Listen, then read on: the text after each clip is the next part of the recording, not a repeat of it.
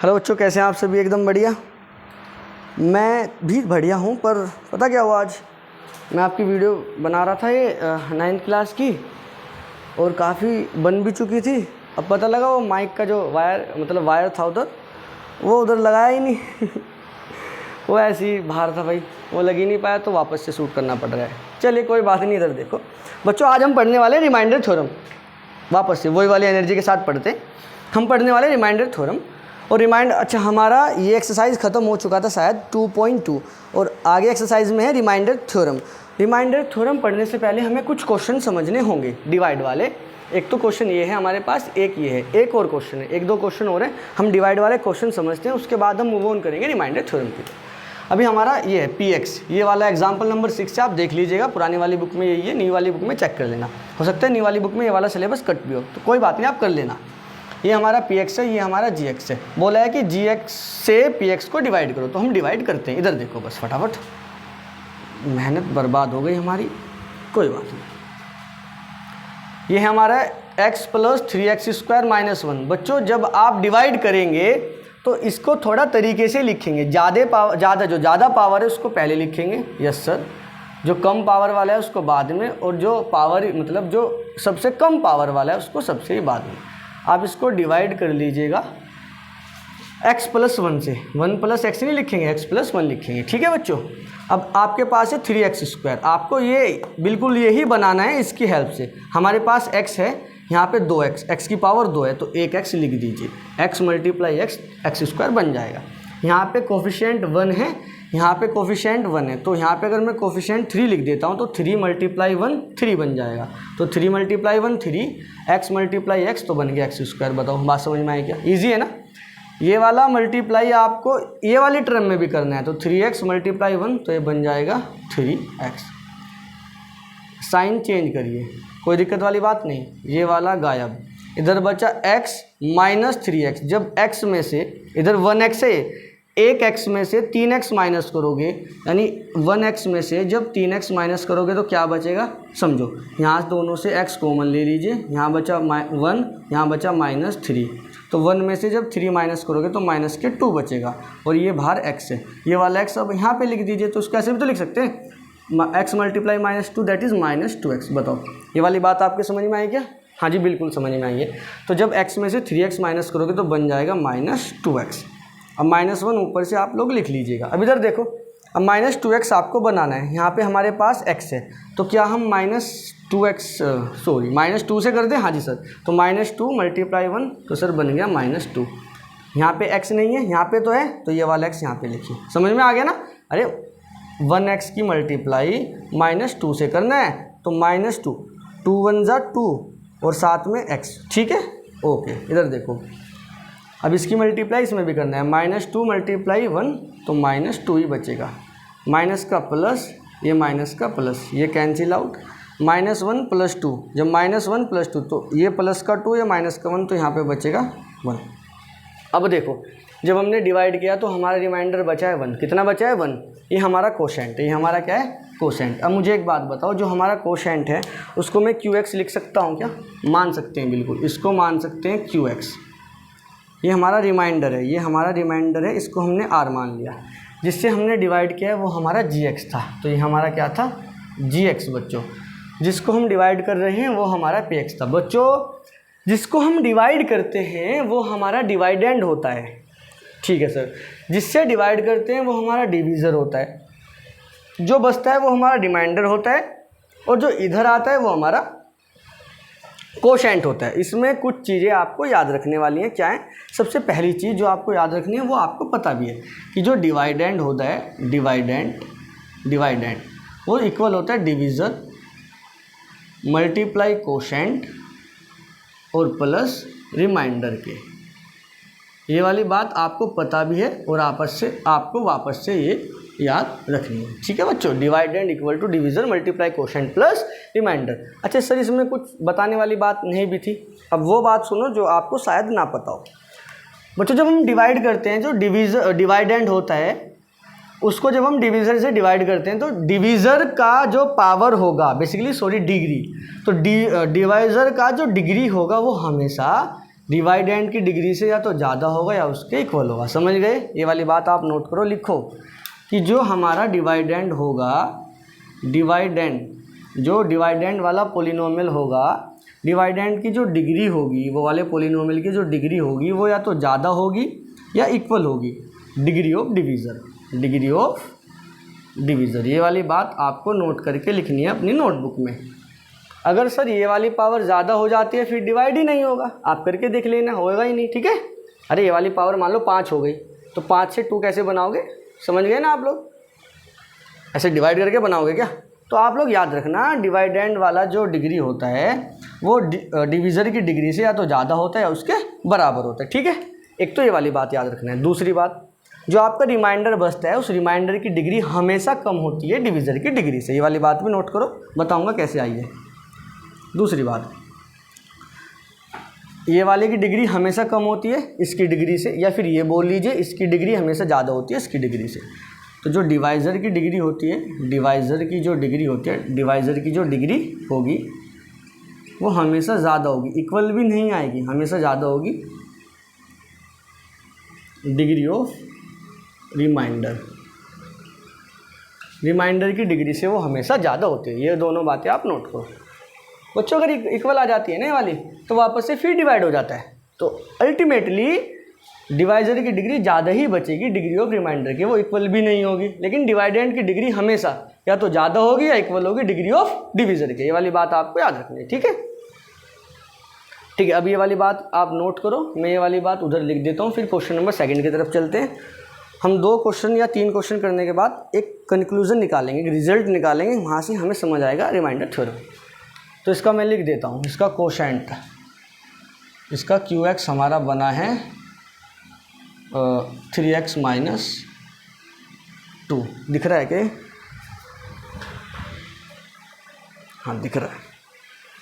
और इसका जो हमारा रिमाइंडर बचा है ये वाले क्वेश्चन का, और जो रिमाइंडर बचा है वो बचा है 1। ये वाली बात आप नोट करें। ये भी मैं रफ कर देता हूँ अभी। ठीक है?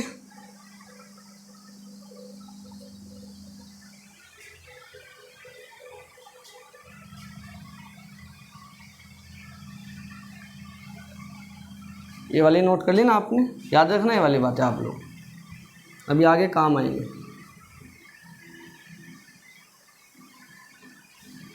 चलो अब ये वाला डिवाइड करते हैं। ये वाला डिवाइड थोड़ा अच्छा है। देखो 3x की पावर 4 माइनस 4x की पावर 3 माइनस 3x - 1 को डिवाइड करते हैं x - 1 से। बच्चों यहाँ पे 3x की पावर 4 है, यहाँ पे x है, तो 4 पावर बनाने के लिए 3 पावर लानी पड़ेगी और 3 बनाने के लिए 3 भी लाना पड़ेगा। इसकी मल्टीप्लाई जब इसमें करेंगे तो बन जाएगा 3x की पावर 4। बताओ ये वाली बात समझ में आई क्या? 3x की पावर 3 की मल्टीप्लाई x में करेंगे 3x की पावर 4। अब इसकी मल्टीप्लाई इसमें करिए तो 3x की पावर 3 की मल्टीप्लाई -1 में करिए, बन जाएगा -3x की पावर 3। ये वाली बात समझ में आई? ईजी है बच्चों। मतलब इसकी मल्टीप्लाई जब इसमें करोगे तो -3 और x की पावर 3 एज इट इज़। ये माइनस ये प्लस, साइन चेंज करना होता है, ये वाला कैंसिल आउट। 3x की पावर 4, ये -3x की पावर 4 कैंसिल आउट। अब ध्यान से समझो, -4 और ये +3, -4x की पावर 3 +3x की पावर 3, लाइक टर्म में तो माइनस हो जाएंगे, तो बचेगा -x की पावर 3। समझ में आएगा यार आपके? ज़्यादा है ना ये वाली टर्म, तो नेगेटिव साइन आएगा, और दोनों अपोजिट साइन है, ये प्लस का ये माइनस का, तो माइनस हो जाएगा। तो 4 में से 3 गया 1। अब 4 का जो साइन है वो नेगेटिव है, तो ज़्यादा वाले का साइन नेगेटिव, तो नेगेटिव आया, और x की पावर 3 आ जाती है। ये वाली चीज़ आप नोट कर लीजिए, -3x और -1। अब इधर देखो, x की पावर 3 है नेगेटिव, यहाँ पे x है, तो नेगेटिव x² से मल्टीप्लाई अगर कर देंगे तो बात बन जाएगी। तो x² × x की पावर 3, ये पॉजिटिव नेगेटिव तो नेगेटिव। अब ये नेगेटिव नेगेटिव पॉजिटिव, x² × 1 तो बन जाएगा x²। कोई दिक्कत वाली बात नहीं है। माइनस का प्लस, प्लस का माइनस, ये कैंसिल आउट हो गया। अब समझो, इसको माइनस मत कर देना या प्लस मत कर देना इसको, क्योंकि ये x² है, दोनों अनलाइक टर्म है। तो x² को आप एज इट इज़ रखेंगे माइनस के साथ, और -3x को बाद में रखेंगे, और -1 को यहाँ रखेंगे। समझ में आ गया ना? इसके साथ आप कुछ नहीं कर सकते प्लस माइनस। अब आपको x² बनाना है, इधर x है तो आप -x से मल्टीप्लाई करेंगे, -x + x तो -x²। इसकी मल्टीप्लाई यहाँ करेंगे, माइनस माइनस प्लस, और साथ में x आ जाएगा, डिवाइड, माइनस का प्लस, प्लस का माइनस, ये कैंसिल आउट हो गया। -3x, ये -x, तो -4x, ये -1 एज इट इज़, कोई दिक्कत वाली बात नहीं है। अब ये x है, ये -4x है, तो -4 से कर दीजिए, -4x बन जाएगा, और ये माइनस माइनस प्लस 4 बन जाएगा। साइन चेंज करिए, प्लस ये माइनस, ये कैंसिल आउट, -4 -1 आपको दिख रहा है कि, वरना मुझे इधर लिखना पड़ेगा, हाँ अभी तक तो दिख रहा है, काम चल जाएगा। तो ये बचेगा बच्चों -5, तो इधर रिमाइंडर बचा है -5। ज़रा मैं एक बार चेक कर लेता हूँ, माइनस, यस एब्सोल्युटली करेक्ट। वापस चेक करो, रिमाइंडर की डिग्री डिवाइज़र की डिग्री से कम है, यस सर। डिवाइडेंड की डिग्री डिविज़र की डिग्री से ज़्यादा है, यस सर, बिल्कुल करेक्ट चल रहा है। तो ये हमारा QX हो गया, ये हमारा R हो गया, ये हमारा GX हो गया। ये हम उधर लिख देते हैं, कुछ चीज़ें समझ में आएंगी बच्चों अभी आपको डिवाइड करना आना चाहिए, ठीक है। अभी मैं उधर लिख देता हूँ, ये जो हमारा है, ये वाले क्वेश्चन का हमारा QX बचा है 3x की power 3 minus x² minus x minus 4, और R इसका बचा है -5, ठीक है बच्चों, हाँ बिल्कुल ठीक है। अब इधर आ जाओ, इधर आ जाओ अब जल्दी जल्दी इधर। अब समझते हैं कुछ बातें हैं। फैन ऑफ कर दे क्या, आवाज़ कर रहा होगा। एक मिनट, अरे इधर आ जा भाई, ऐसा मत कर। अब आवाज़ आएगी आपको क्लियर एकदम, ठीक है। बाहर वाला फैन भी चल रहा है, चलो उसको बाद में देखेंगे। इधर देखिए आप लोग, ठीक है। अभी हम बच्चों एक क्वेश्चन और करते हैं, और वो क्वेश्चन आपका है एग्जाम्पल नंबर 8। तो अब आप एग्जाम्पल नंबर 8 समझें। आपको डिवाइड करना है, px आपके पास है x की पावर 3 + 1, उसको डिवाइड करना है आपको x + 1 से। आपके पास उसको मान लेते हैं gx, वो है x + 1। नहीं बच्चों काम चलेगा नहीं, गर्मी ज़्यादा लग रही है भाई, चलाना पड़ेगा फ़ैन। कोऑपरेट करो आप, है ना, प्लीज़ कोऑपरेट करना।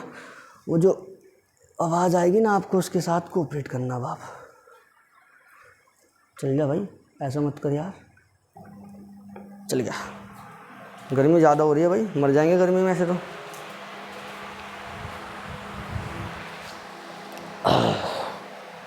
पानी हमारा ख़त्म हो चुका, अब पानी कैसे लेने जाएं, सब सो गए होंगे यार। इधर देखो, अब इसको डिवाइड करते हैं। चलो ये gx है अपना, तो x + 1 से हमें डिवाइड करना है x की पावर 3 + 1 को डिवाइड करते हैं।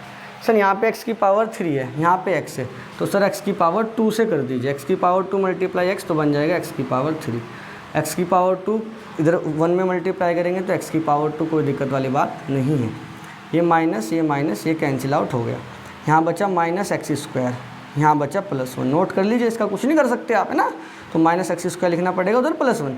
अब x² है तो -x से मल्टीप्लाई, तो -x की मल्टीप्लाई इसमें करेंगे तो -x², x × x x² minus ये प्लस का प्लस माइनस माइनस। अब इसकी मल्टीप्लाई इसमें कीजिए तो -x × 1 तो -x, ये बन गया प्लस, ये बन गया प्लस। साइन चेंज करना होता है ना, ये कैंसिल, -x² + x² कैंसिल। इधर बचा है x और इधर बचा है +1। अब आप +1 से कर दीजिए, तो 1 में करेंगे x, इधर करेंगे 1 × x x, 1 × 1 1। साइन चेंज करो, ये सब कैंसिल आउट, रिमाइंडर बचा है 0। यहाँ पे रिमाइंडर कितना बचा है बच्चों? 0। अब समझो मेरी बात ध्यान से,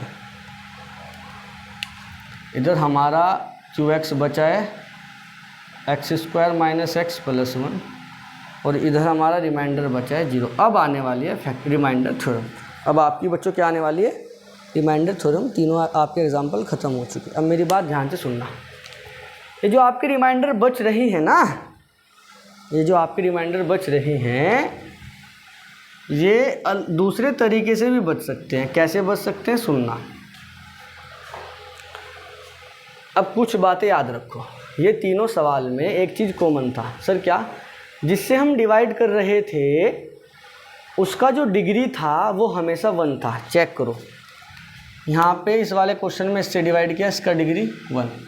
यहाँ पे इस वाले क्वेश्चन में x-1 से डिवाइड किया, इसका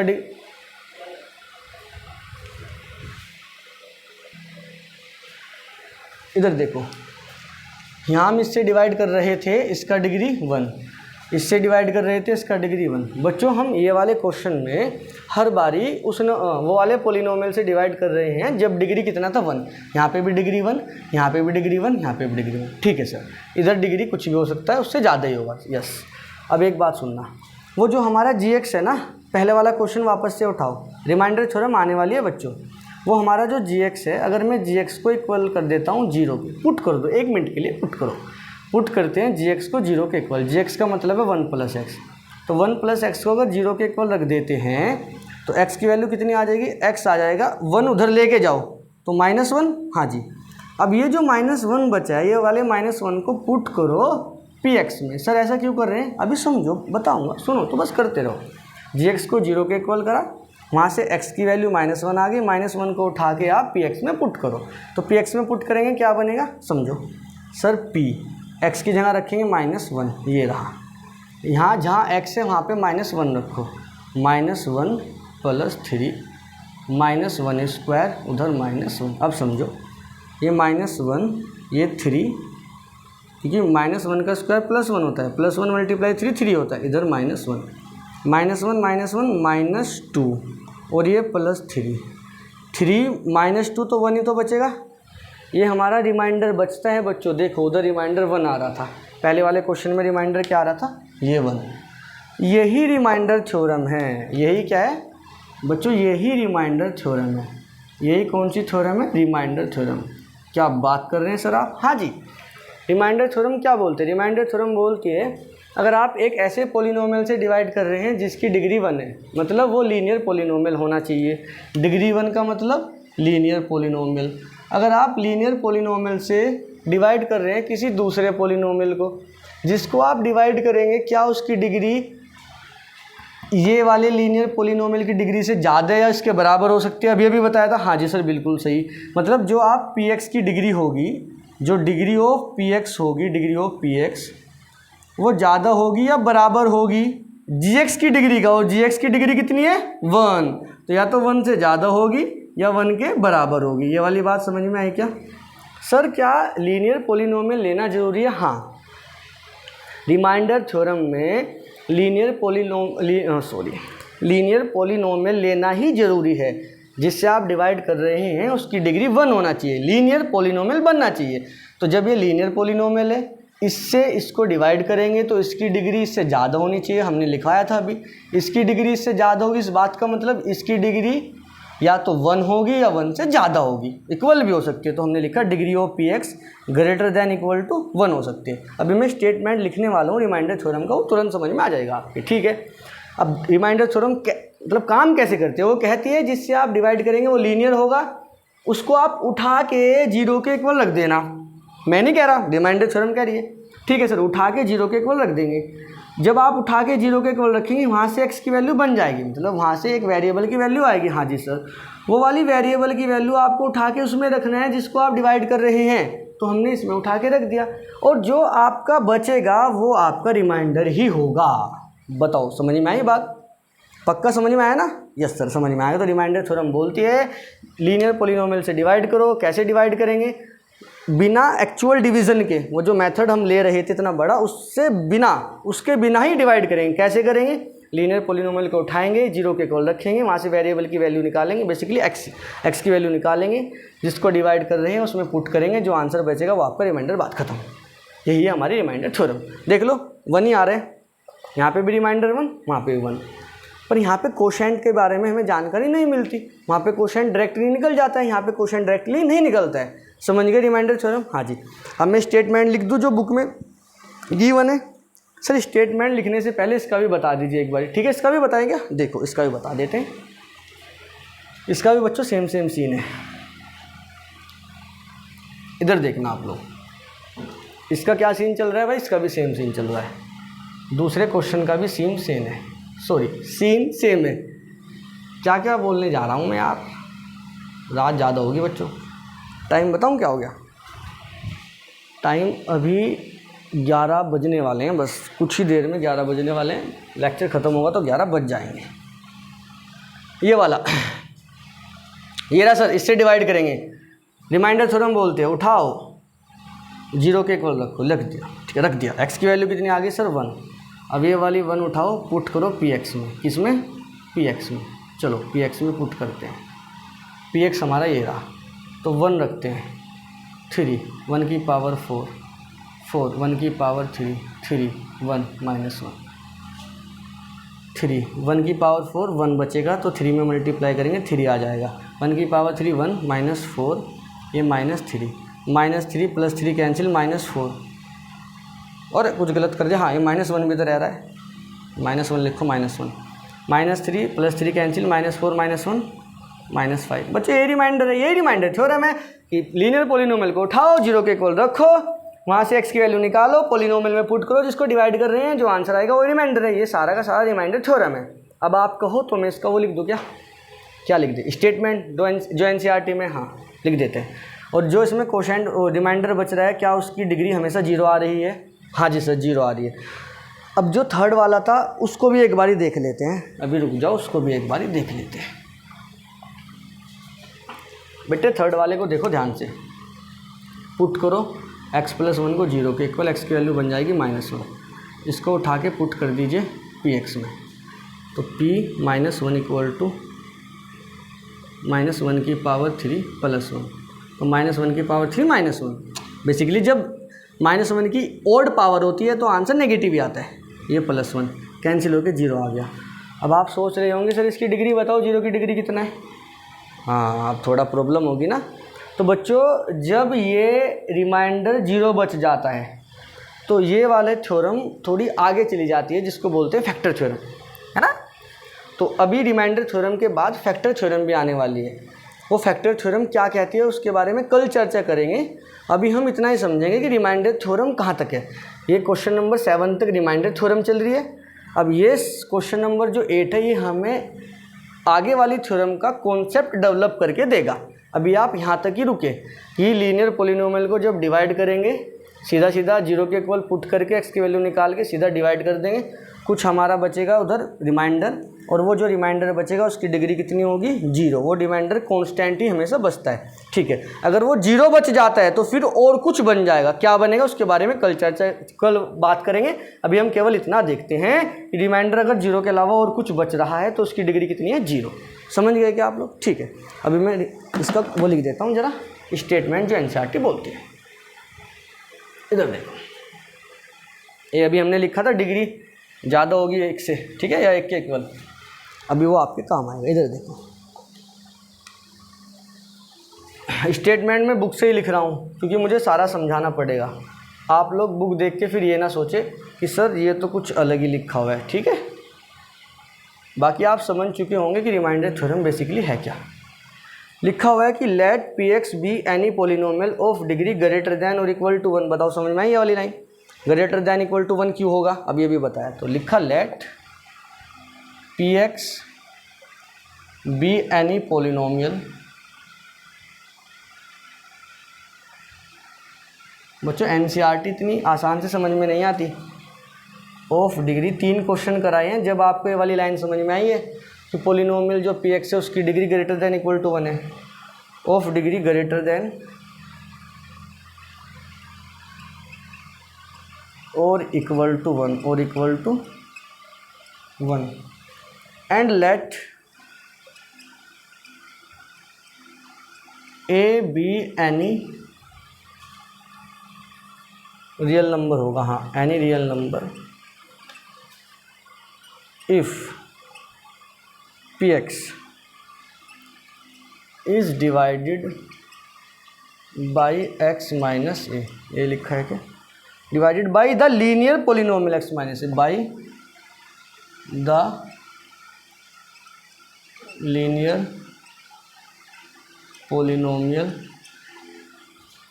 x minus a, then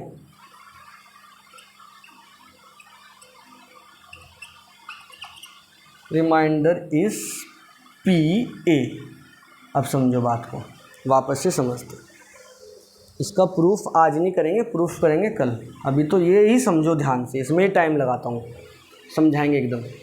P x कोई पोलिनोमियल होगा जिसकी डिग्री 1 या 1 से ज़्यादा होगी। यस सर, ये वाली बात समझ में आई। यहाँ पे हमें लीनियर क्योंकि यहाँ पे हम जिससे डिवाइड करते हैं वो लीनियर होता है, तो ये ऑब्वियस है कि जिसको डिवाइड करेंगे वो 1 या 1 से ज़्यादा होगा, ठीक है। एंड ए बी यानी रियल नंबर, ए कोई भी रियल नंबर है। अगर हम पी एक्स को डिवाइड करते हैं एक linear polynomial x minus a से। सर ये x माइनस ए कहाँ से है? सुनो यार, इधर 1 प्लस एक्स लिखा हुआ था ना, जब हम 0 के इक्वल रख रहे थे तो x की वैल्यू क्या आ रही थी? सर x की वैल्यू आ रही थी -1। तो मान लो x इक्वल टू -1 कोई रियल नंबर है, तो -1 कोई रियल नंबर है तो डिवाइड किससे कर रहे थे हम? x प्लस 1 से। ये देखो समझ गए ना, x प्लस 1 से डिवाइड कर रहे थे। यस सर, तो कोई भी एक रियल नंबर उसने माना है, उसने उधर लिया है कि एंड लेट ए बी यानी रियल नंबर। कोई रियल नंबर क्या है? A. If p x is divided by the linear polynomial, अगर पी एक्स को लीनियर पोलिनोमियल से डिवाइड करते हैं x माइनस ए से, तो जैसे 1 प्लस एक्स से डिवाइड करा, x माइनस 1 से डिवाइड करा है ना, x माइनस ए से डिवाइड करते हैं तो रिमाइंडर बचता है पी ए। पी ए क्या है? सुनो, पी ए कैसे आया भाई? रिमाइंडर x माइनस 1 है, ये वाला x माइनस 1। जब x माइनस ए है, जब x माइनस ए को 0 के इक्वल पुट करेंगे तो x की वैल्यू a नहीं बन जाएगी? यस सर, x की वैल्यू क्या बन जाएगी? a। ये वाला a उठा के आप ये पोलिनोमियल में रखोगे, पोलिनोमियल पी एक्स है ना, तो पी ए बन जाएगा पोलिनोमियल। जब ये वाला पोलिनोमियल पी ए बन जाएगा, ये पोलिनोमियल कुछ तो रहा होगा, तो वहाँ पे भी हम x की जगह a रखेंगे तो कुछ आंसर आएगा। तो वही तो बोला है कि जब आप x माइनस ए से डिवाइड करेंगे, सुनो, a कोई रियल नंबर यानी x की वैल्यू क्या है? a। डिवाइड किससे करेंगे? x माइनस ए। तो सेम ही तो बात है, x माइनस ए से डिवाइड करने का मतलब है x इक्वल टू a रखना। ये तो बोलते हैं कि पी ए बन जाएगा। पी ए कब बनेगा? जब x की वैल्यू क्या रखेंगे? a। ये रही x की वैल्यू क्या रखेंगे? a। और x की वैल्यू a कैसे आई? x माइनस ए से। कैसे आई होगी कि x माइनस ए को 0 रखा होगा, वहाँ से x की वैल्यू क्या बनी होगी? a। वो वाली x की वैल्यू a उठा के यहाँ पे रखा होगा x की जगह, तब जाके रिमाइंडर पी ए बचाना। समझो, वापस समझो बच्चों, ध्यान से समझो ना प्लीज़।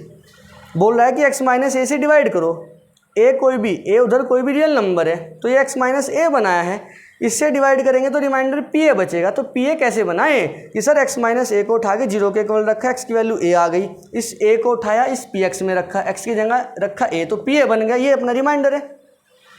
अब ये जो पी एक्स है कुछ पोलिनोमियल होगा, जब पी ए रखेंगे तो कुछ बन जाएगा, तो वो पी ए आंसर ही तो आएगा।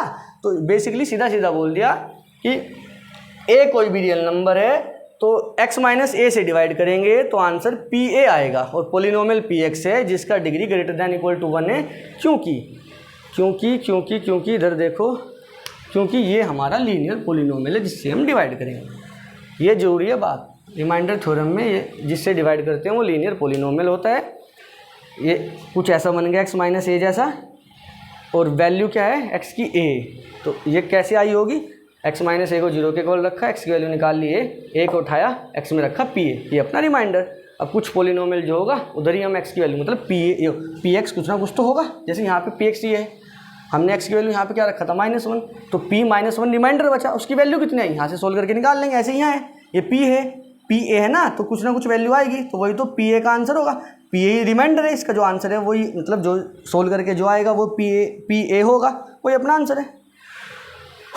समझ गए आप लोग? आई होप समझ में आया होगा बच्चों। और हम आगे का ना कल करेंगे, ये काफ़ी हो गया बच्चों, ज़्यादा एक साथ बता दूंगा, थोड़ा आप हेक्टिक हो जाएगा ना आपके लिए। तो रिमाइंडर थ्योरम आप समझो यहाँ तक ही, इसका प्रूफ कल देखेंगे, फिर इसके ऊपर हम क्वेश्चंस देखेंगे, उसके बाद हम चलेंगे फैक्टर थ्योरम के ऊपर। यहाँ से कुछ समझ में आएगा फिर फैक्टर थ्योरम से, ठीक है। तो ये वाली चीज़ अगर आपके समझ में आई तो वापस से वीडियो देखो, ध्यान से देखना प्लीज़, है ना, तभी समझ में आएगा। और अगर फिर भी नहीं समझ में आए तो कमेंट करना, वापस से समझाने की कोशिश करेंगे, ठीक है बच्चों। Okay, tata bye bye. आप लोग पढ़ते रहें, all the very best. Exam भी आने वाले हैं ना आप लोग के, तो पढ़ते रहें, ठीक है बच्चों। Good night, tata bye.